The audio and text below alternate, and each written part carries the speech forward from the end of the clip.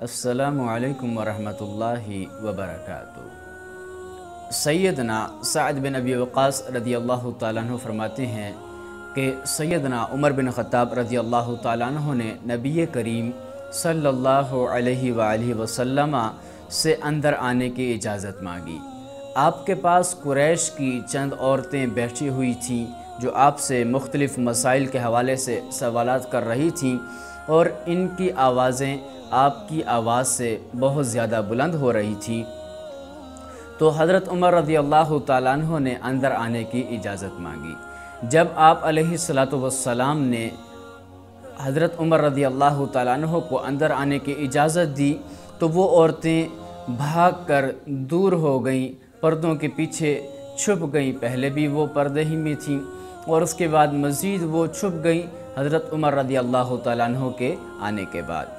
तो अल्लाह के रसूल अलैहिस्सलातु वस्सलाम जब हज़रत उमर दाखिल हुए तो आप अलैहिस्सलाम मुस्कुरा रहे थे, हंस रहे थे।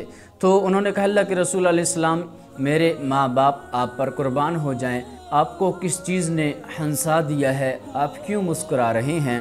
तो आप अलैहिस्सलातु वस्सलाम ने फरमाया, मुझे इन औरतों पर ताज्जुब है, हैरानी है कि जैसे ही तुम दाखिल हुए ए उमर, तुम आए तो ये औरतें छुप गई, सहम गई, पीछे चली गईं, तो इस वजह से मैं मुस्कुरा रहा हूँ।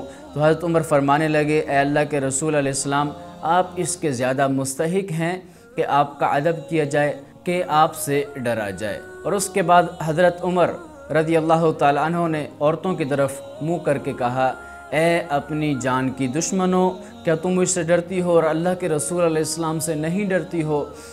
तो उन्होंने कहा, जी हाँ ए उमर, आप बहुत ज़्यादा सख्त हैं। तो अल्लाह के रसूल अलैहिस्सलातु वस्सलाम ने हज़रत उमर को मुखातिब करके फ़रमाया, ए उमर रज़ियल्लाहु ताला अन्हु, जिस रास्ते पर आप चलते हैं, जहाँ से आप गुज़रते हैं, शैतान भी वो रास्ता छोड़ देता है, बदल देता है। मालूम हुआ कि अल्लाह के रसूल अलैहिस्सलातु वस्सलाम का अदब करना चाहिए। और इसी तरह हज़रत उमर रज़ियल्लाहु ताला अन्हु की शान कि आप का सुनकर, आपको देखकर, आपको चलता हुआ आता देखकर शैतान भी रास्ता बदल लिया करता था। तो हमें आप अलैहिस्सलाम की सीरत पर अमल करना है और हज़रत उमर रज़ियल्लाहु ताला अन्हु की सीरत पर अमल करना है।